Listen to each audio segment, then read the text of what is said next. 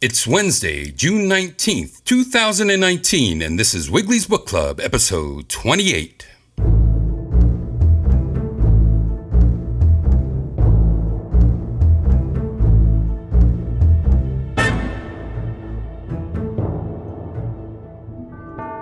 Wiggly's Book Club is a fortnightly read brought to you each fortnight from Sloppy Joe's Bar, located in Easton, Pennsylvania. Tonight's read is the 2015 classic Quirk Books Half-Baked Heroes from Comic Book History, The Legend of Regrettable Superheroes by Jon Morris.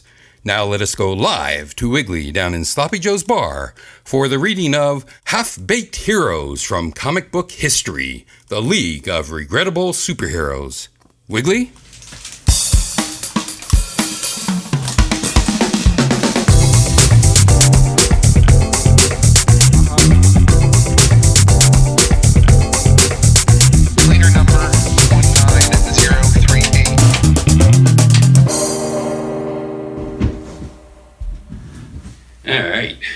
Here I am, live from Sloppy Joe's Bar. It's been a long time. Today I can't find anything. I can't even find where any of my stuff is from the last show that I did. I did a gig in Long Island. That's right. At the Shelf in Port something or another. I'm going to say Port Becky. I don't know how this is, how I'm coming through because I couldn't find my regular microphone, my condenser mic. So I'm using this teak microphone that I found somehow bundled up around something.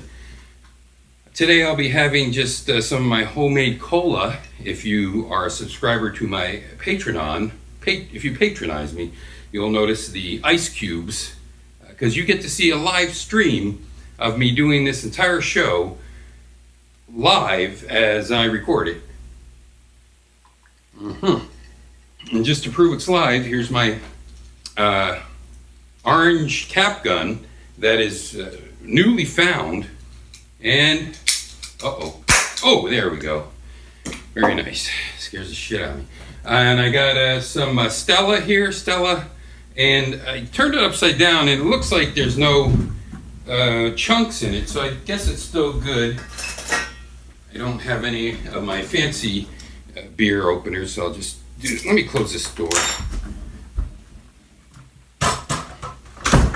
Alright, so I have this, and I have a Stella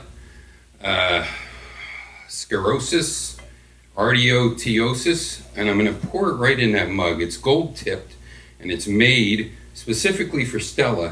And this will tell if I have a dirty glass if the head hit just the right spot. Let me check the lines. Because if the head was too large, then I would know that I'm drinking out of a dirty glass. Can you believe it? Someone tried to serve me their homemade brew, their micro brew out of a dirty glass one time. I like them bananas. So I was looking all around for my equipment. Believe me, I'll get to this book because this book is phenomenal. And I found this My Melody watch in a bag. I don't know where you got. Oh, it's from McDonald's. I found a slinky that has the symbol for, I believe, Teva Pharmaceuticals. I did find my feather duster, which is important. I dust off my Regrettable Superheroes. Okay, now I just got a text from Line, and it didn't stop my recording of the video, so that's good. So I found all this other junk, and I hope I sound all right on this teak. I had to just. I hope I don't pop or do anything like that. There's a battery in it, and like I said, this is probably for an old recorder, like reel-to-reel or something. And then I'm going into the Tascam IXZ, and then into the, I'm going to say, third generation iPad, which barely reaches the area I'm at. And I have my old cigarette machine here. It's a single serve. I didn't put any coins in. And these smokes are tobacco free. I also found this wooden Eagle balsa lighter, which I love, and it's never been opened, so I'm definitely going to do that. And I just light up, and we'll get right into the book. And this is my fans of Jimmy Century lighter. They won the Zippo lighter competition a long time ago. This tobacco-free, nicotine-free smoke absolutely sucks. So I'm going to fire my cap gun instead. Okay, I smell that. It smells good. Okay, let's get right to this. 2015, I love this book! Half-Baked Heroes from Comic Book History, The League of Regrettable Superheroes by Jon Morris, featuring Fat Man, Dr. Hormone, Phantom Man. I'm sorry.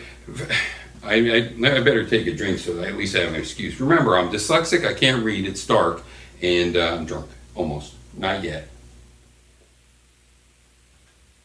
Okay, that hasn't quite gone bad. I'm gonna turn on the light. Oh, I put these... Oh, that's probably the fan. There we go. I put these old-fashioned push switches. Push on off for Sloppy Joe's bar authenticity. There's also a cash register here. Let me ring up the sale first. Let's see. 663. There we go. Bell. I gotta fix that bell. Not very impressive. So her name really is Phantoma, as in the temptress Phantoma. But she's a phantom. She's a beautiful, buxom blonde that turns into a green-skinned ghoul.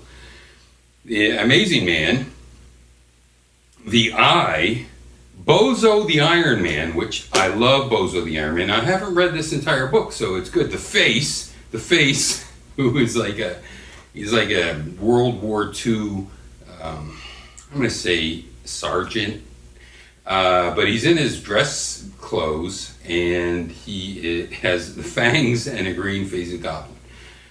Pat Parker, war nurse. She's like, oh my God, she's got an Uzi in her hand with the round clip. Dr. Vampire, Nightmare and Sleepy. Oh my God, and Moon Girl. I love the moon. You know, the moon and Mars, they're both the same thing. So let's get into this. This was released in 2015 by Jon Morris. I might have said it wrong upstairs, I don't recall. Hopefully not. For Mom and Pop and their house, stuffed to the rafters with comic books. How am I doing on time? Time. Oh, here it is. 7 minutes. 20. Okay, 7:20. Quirk Books at 215 Church Street, Philadelphia, PA 19106. Go to quirkbooks.com. Hey, you're going to love this. You are absolutely going to love this book. I would read you all the credits, but I want to get to some of these regrettable superheroes by Jon Morris. Introduction, Part 1, The Golden Ages. This is what you can look for in the pages of this book. Amazing Man, Atoman, the Black Dwarf, the Bouncer. The Bouncer is awesome. I believe he looks like he's in Grecian formula. He's in Greek clothing. Bozo the Iron Man, Captain Tootsie, Captain Truth, the Clown, the Conqueror, Dr. Hormone, Dr. Vampire, Doll Man, which Doll Man you might know. Doll Man and Uncle Sam and a few others were bought out by DC Comics, and they were the Freedom Force.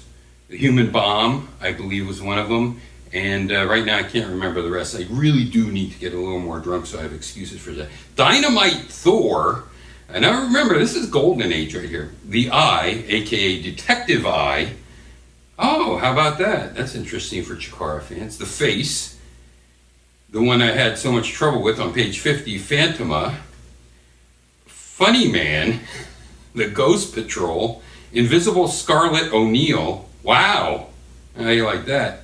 The Iron Skull, Just in Right, Kangaroo Man, Kid Eternity, Lady Satan. Ooh, I'd probably like her. Mad Hatter, Madam Fatal, Man O' Metal, Moon Girl, Mother Hubbard. I really want to read Mother Hubbard. I have no idea Mother Hubbard, 89.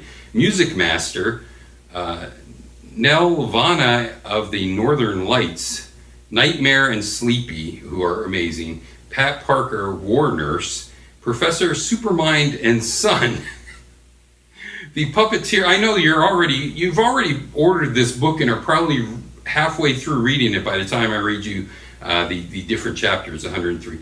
And 104, Rainbow Boy, The Red Bee, The Red Torpedo, Speed Centaur, Spider Queen, Stardust the Super Wizard, Vagabond Prince, and on page 123, Zippo. Then you get into Silver Age, B-Man, The New Look Blackhawks, Brain Boy, Brother Power the Geek, Wanna Beast, that's hyphenated, Wanna Beast. Sort of like Wannabe by Hands Up. Oh, Wannabe is the band, Hands Up is the song. Captain Marvel, which is the Marvel that splits his arms off, his legs off, and his head's off, his head off. Wow, the bottom head, that would be horrible. That flying at you. Ooh, don't want a dick in the face. Wow, that'd be fun.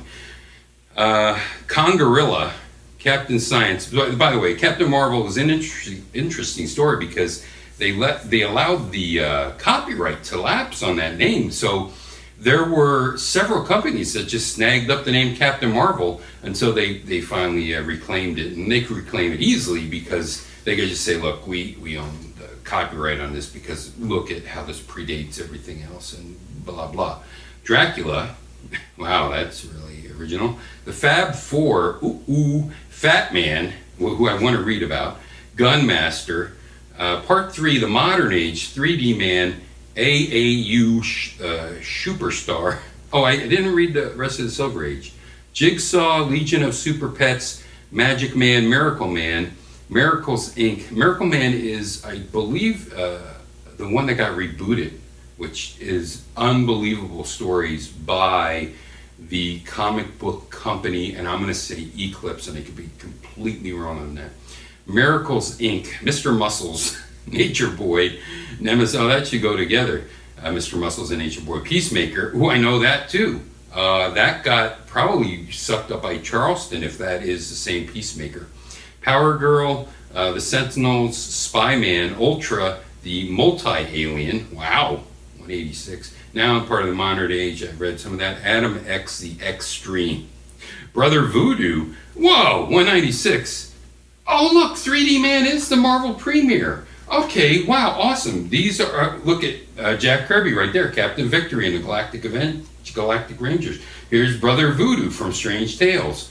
Okay, so we don't want to really get into the more modern age because we already know them, and if you don't know them, you should. Let's see if there's interest. Any Man-Wolf, Killjoy. I don't know Killjoy. Maggot and the other regrettable X-Men. Oh, that's interesting. The Ferret, I don't know that person. Morlock 2001, know that. New Guardians, know that. NFL Super Pro, do not know that. The Outsiders, why not? Phoenix, The Protector, Prez, Ravage 2099. Okay, so one of the 2099 series, which only Doctor Doom was okay. Doctor Doom 2099, but Spider-Man 2099, that was tight. ROM Space Knight, which I have the ROM toy if you follow me on my Instagram. Skate Man, Slapstick, Sonic with a K. Son of Satan, well right here, home viewers, you can see my Son of Satan tribute, which is instead of just the pentagram upside down, I have not Chaos, not Destruction, not Destro is his name. Discord from My Little Pony is taking the place of the goat head person right now. Son of Satan, Squirrel Girl, still going strong. The Straw Man, the super sons of Batman and Superman. That's wonderful, because those are probably from Giant Size Batman, Giant Size Superman Family, Batman Family, Thunder Bunny, and US1. I think US1 was at Kirby as well. Zippo. US1. Oh no, it's not. Ooh, who? That art looks like Sienkiewicz. Oh, Herb Trimpe. Jesus Christ. I guess that's Herb Trimpe art. Okay, so let's dive in a little bit. I don't want to read you the foreword. I want to get right into it. The Golden Age is 1938 to 1949. How am I doing on time?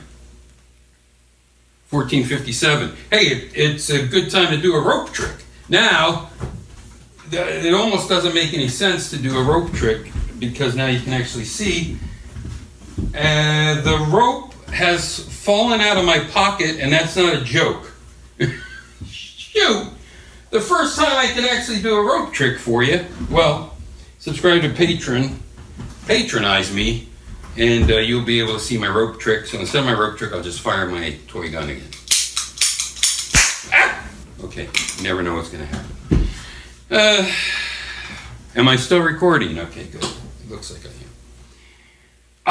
The Golden Age of Superheroes, an exuberant era of two-fisted action. Two-Fisted Tales was the name of the trapdoor comic. I'm going to take a drink of my homemade soda here. It's Cola Diet, of the diet style, diet variety. Let me slam this Stella, because I get a little bit more, happening.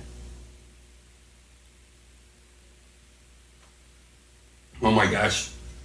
I'm on this new med to help with my over anxiety, my manic swings. But you take it at night, and let me tell you, the name of the drug should be: take this drug and wake up at noon the next day in your clothes on the sofa, wondering who you are. 4-color crime fighter. Okay, here we go. 7-Eleven. 711. I'm number 711, and my place is back behind these walls. I think I talked about 711 once in one of my other shows.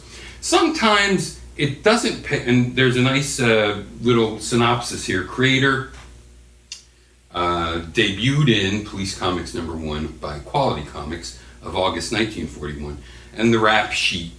Pre-jury, conspiracy, poor forethought, lack of planning. Very funny.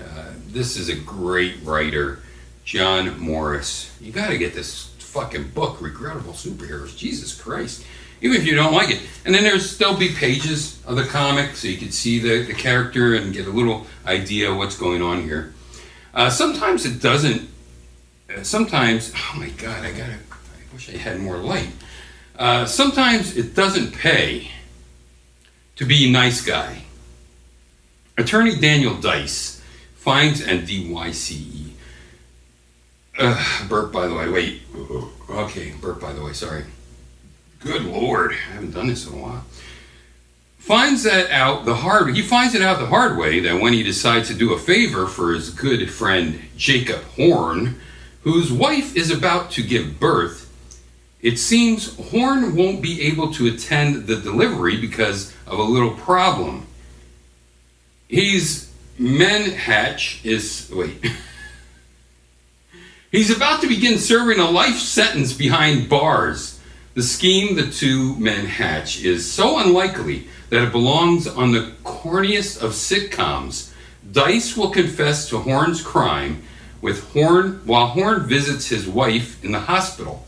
After a few days, Horn will turn himself in and clear Dice's name. You'd think an attorney would have devised a better plan. Dice is the attorney, and Horn is the criminal who did something so horrendous, probably like selling joints to his grandma, that he's going to serve a life sentence. Fate plays its hand, and Horn crashes his car en route to the hospital.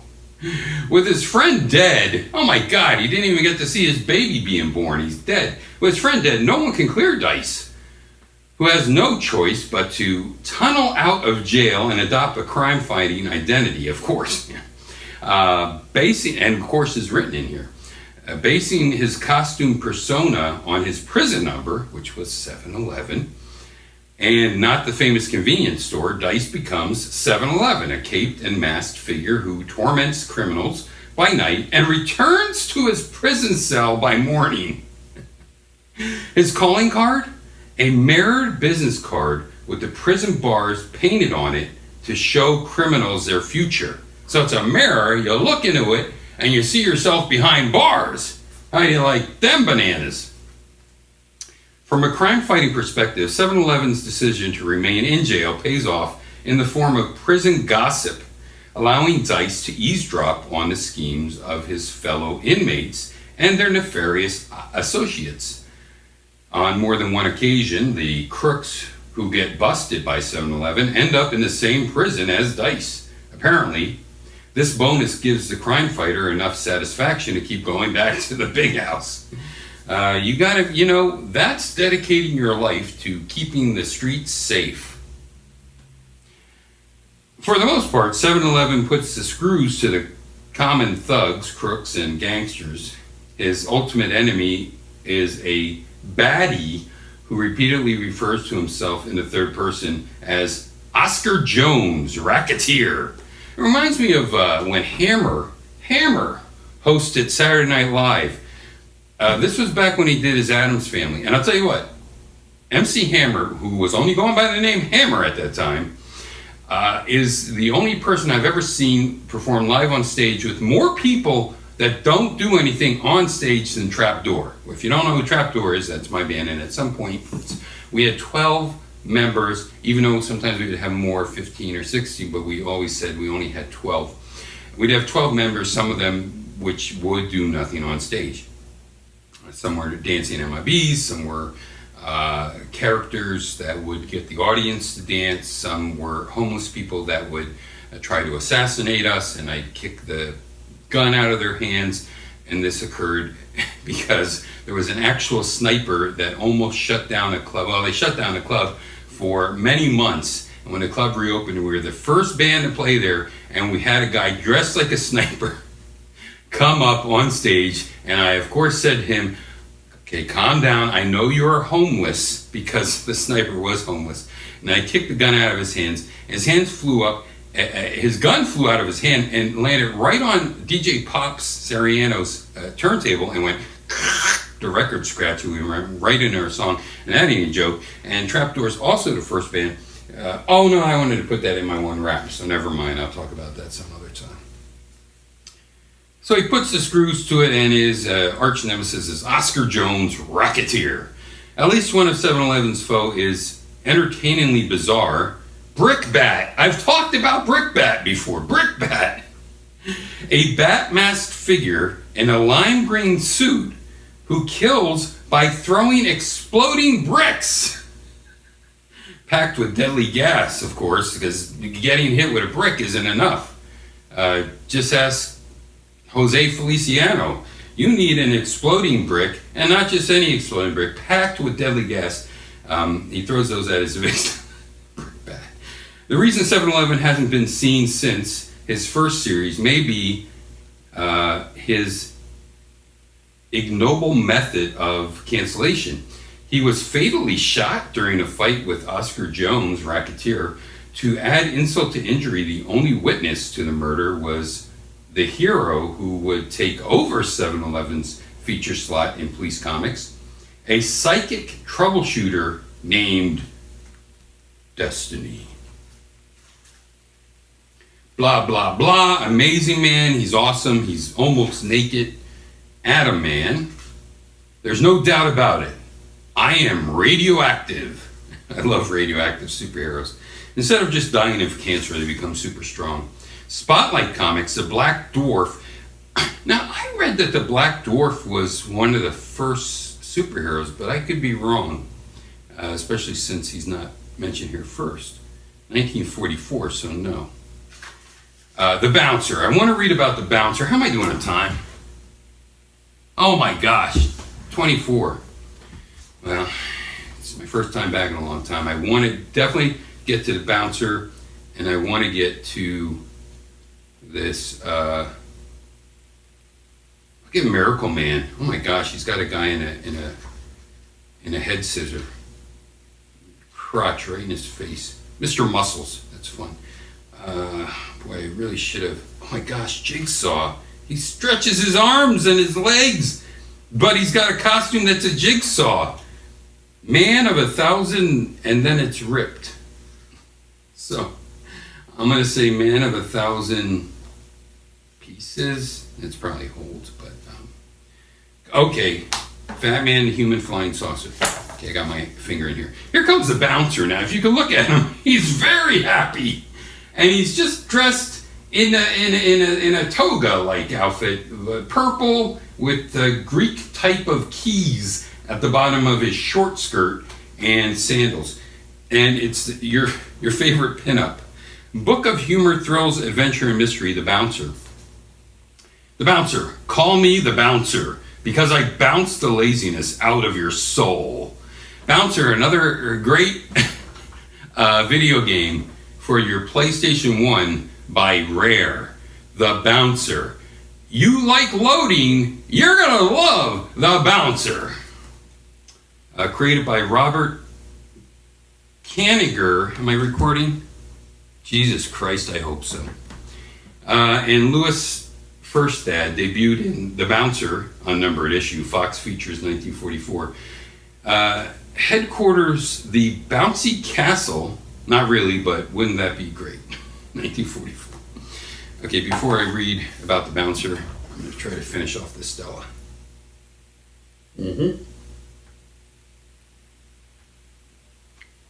Once again, smooth at the bottom, thankfully. And now some of my sody. I tell you what, with those ice cubes, that sody is good. It's a diet beverage. It's a Diet Cola beverage. Even among the wild and weird fraternity, boy, I wish I had my magnifying glass and a light. Even among the wild and weird fraternity of observed superheroes, the Bouncer is a genuine oddball. His superpower, bouncing. Now, you might know. Was his name? His name wasn't Fat Boy, was it? In the League of Superheroes, it couldn't have been Fat Boy, was it? League of Superheroes, with Superboy in the future. Of course, why wouldn't Superboy be in the future? Young Superman be in the year, I don't know, 29 million. Bouncing Boy, I think maybe just was his name. He turned into a ball and bounced around. This guy doesn't turn into a ball, he just trots. He skips. His superpower, bouncing. His secret identity, a statue. Okay? Hence the Greek nature, Bert, by the way. And his sidekick, his own descendant. Wow. Oh my gosh, Hickoff. Oh my gosh, I got a case of the Hiccoughs. I have a new sneeze, but it won't happen. The Bouncer is the mythological figure Antaeus, spelled Antaeus in the comic, Antaeus, but in the comic he's spelled Antaeus, who once wrestled Hercules. Oh, is that him? This version not only draws strength from the earth, as in the original legend, but also is capable of rebounding from any fall like a rubber ball. Furthermore, this talent is passed on to his protege, actually progeny, throughout the generations. Oh, wow, how about that? To the 10th generation, just like the Lord. Fast forward to the modern day, when Antaeus, and I hope Antaeus's latest descendant, I hope I'm saying that right, who cares? Adam Antaeus Jr. Adamantius, how about that? 1944. Wants nothing to do with adventure. That's great, the reluctant hero. That's awesome.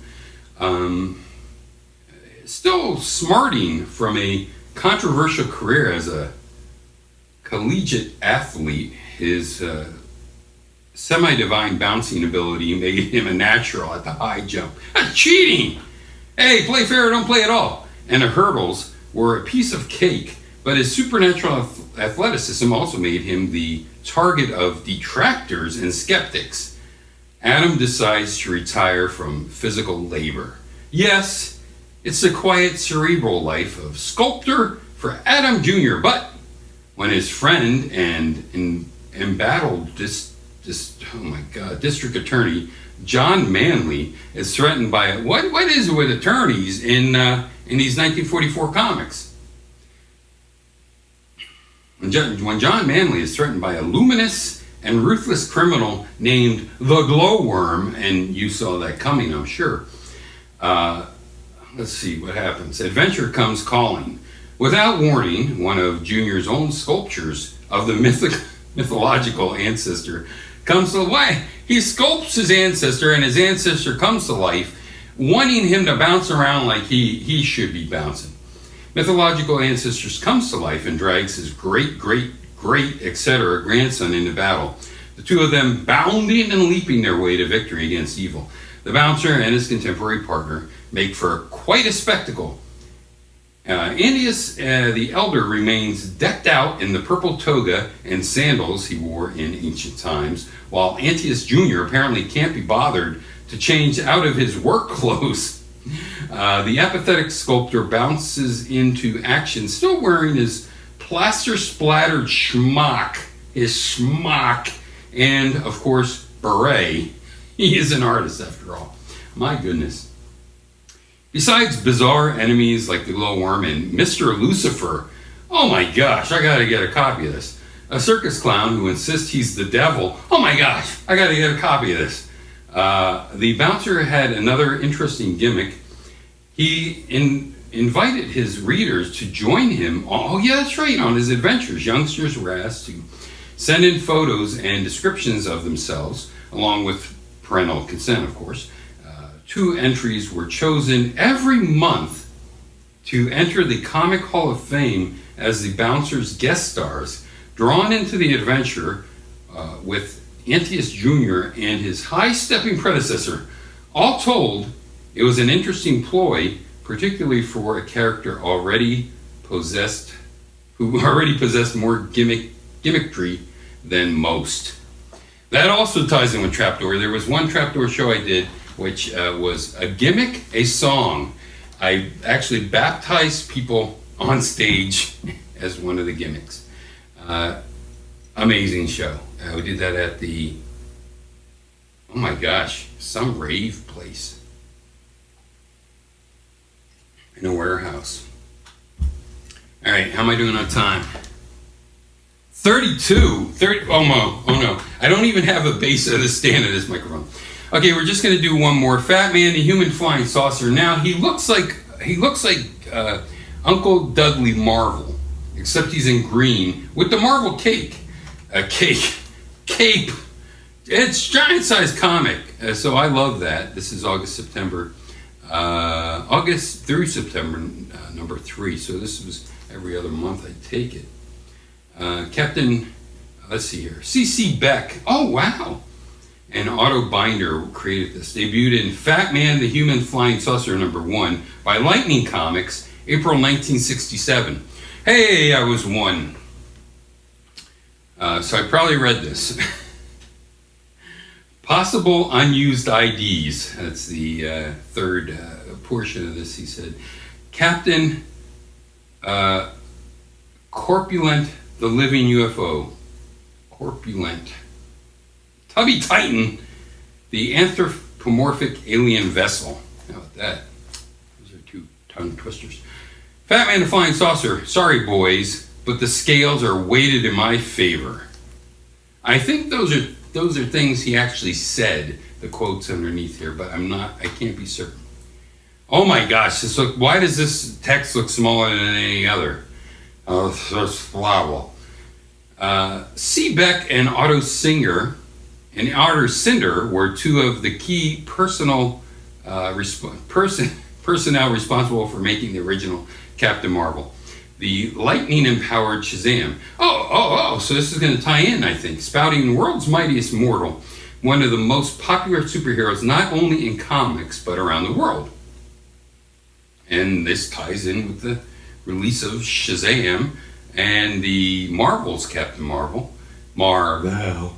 And you know what, I don't know how, I can't remember if Marvel grabbed that when they lost their rights, or did they get away with it because the name of the comic company was Marvel, and they put a hyphen in Marvel, and he wore a green, you couldn't confuse him with Captain Marvel because he was a guy in a white suit with like Saturn on his chest and a green helmet with a like a fin on it. Because he was Kree after all. Nothing like the Captain Marvel of later days, and then the female version of Captain Marvel, who became Captain Marvel because she got a blood transfusion from the original blonde bombshell Captain Marvel in the same type of costume. And then there was another Captain Marvel later on that came about when the first Marvel superheroes War of the Worlds, oh gosh, I can't remember, but that's where Spider-Man got his black suit, and that's when the new female Captain Marvel in her all white outfit with wings in her cape came about as well. I'll remember it because they made toys based on that. Anyway, let's talk about Fat Man and Human Flying Saucer. C.C. Beck and Otto Cinder were two of the key personnel responsible for making the original Captain Marvel, the lightning-empowered Shazam, spouting world's mightiest mortal, one of the most popular superheroes, not only in comics but around the world.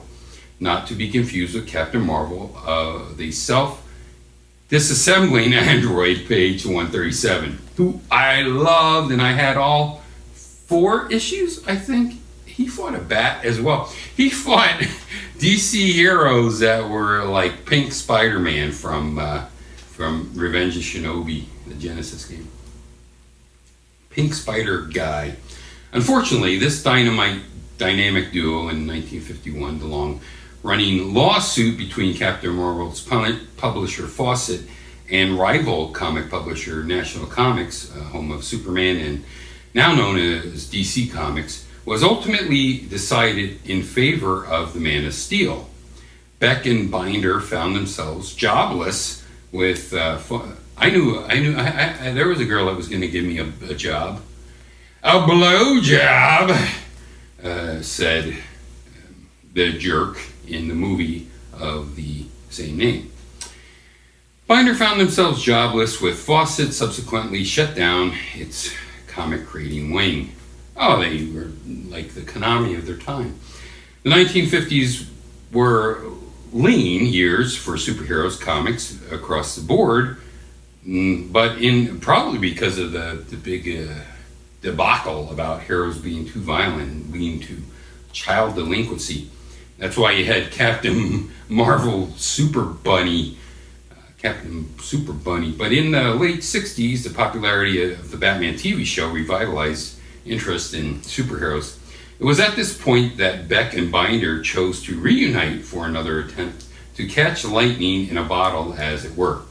And that's why he looks very similar to Captain Dudley Marvel. The result of their collaboration was the absurd Fat Man, a plump but athletic character named Van Crawford. He was light on his feet, like Jackie Gleason, the King. Named Van Crawford, who was happy to spend his indie idle time indulging with many. Well, it's glad he wasn't a 300-pound man trying to hack the 2016 elections.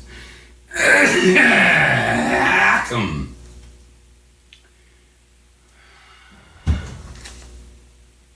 "38! Indulging his many and varied hobbies and collections.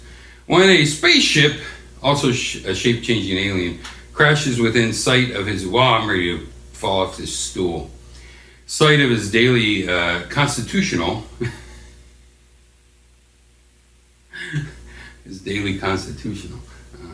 Crawford rushes to his aid. He is rewarded for his efforts with the power to transform himself into a UFO. Oh my God. Decked out. Oh, look at him. On the cover here, 6 full-length stories. Wow, featuring the most sinister villains in comics. Oh my gosh. Most sinister villains in comics. That's something. He indeed does transform from a Captain Marvel-looking character in a green onesie with a yellow belt and the distinctive Captain Marvel cape, is running, and then there's a mid-transformation as he elongates and changes into a UFO with a dome top with a point on it. He's a silver UFO, friends. And he's on the cover of this one, he's fighting a character that looks like Zapped from the same type of, same giant-sized comic that the Hulk fought Groot. The Man-Tree, not the stupid one from the stupid new Guardians of the Galaxy that should have just been called something else. Come on. And Groot should have been called something else too, because that wasn't Groot. Good Christ.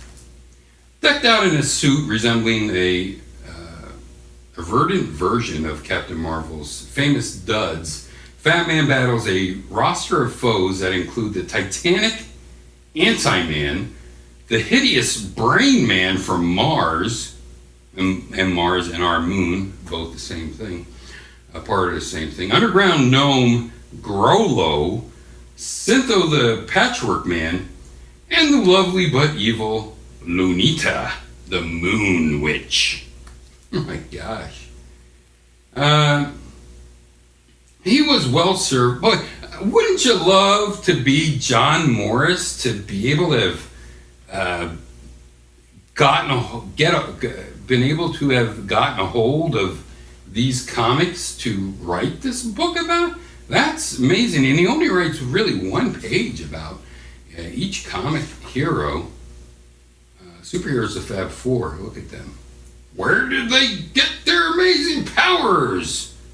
4 amazing new superheroes of science. Okay, that's on the page before. Let's find out the rest of Fat Man, and I'm going to go finish this up, close this out, hick off. Okay. Along the way, Fat Man, he was well served by both his athletic bulk and his unusual alternate persona as a living, thinking spaceship. Oh, you know what? He's like magma, right? He's like he's like space giants, Goldar, Silvar, Gam, who could transform their robot bodies into flying jets. Ambassador Magma to you anime fans.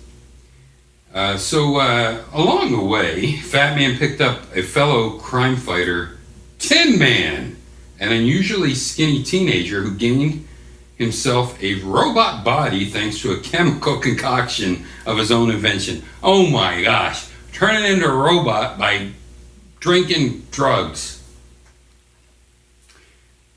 Shout out to my producer, Kyle Von Kubik. Check out obeycube.com with a K. Fat Man, the Human Flying Saucer, and partner title Todd Holton. Super Green Beret, wow, constituted the only output by publisher Lightning Comics, which folded after a few scant months. Since then, and since this looks like it was August, September, I guess it was published every other month. Since then, sightings of Fat Man, like the flying saucers he emulated, have been scattered and unreliable. Lightning Comics promised one more superhero title, which never delivered, the lawyer-baiting title of this never-made book, Captain Shazam! And I gotta make the comic of the thing somehow. I don't know, maybe like this. Okay. back up to me.